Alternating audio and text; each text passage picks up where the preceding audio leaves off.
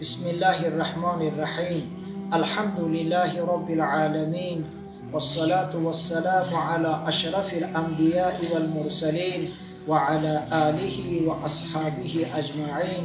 أما بعد، السلام عليكم ورحمة الله وبركاته.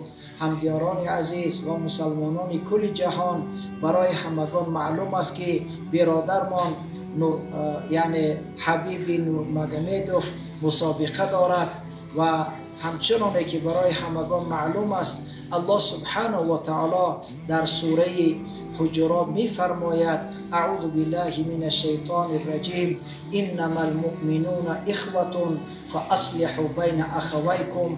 مؤمن ها همه برادر هستند و همچنانه که پیغمبر علیه السلام در حدیث صحیح بخاری می فرماید که المؤمن للمؤمن کالبنیان یشد بعضه بعضا. مسلمان برای مؤمن یعنی برای مؤمن مثل 4 دیوار است که یکدیگر را محکم میکند.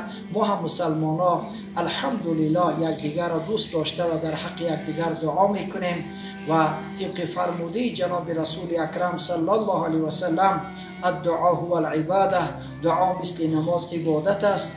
یعنی در دیگر حدیث پیغمبر علیه السلام میگوید که دعا از قفای برادر حتما اجابت می شود.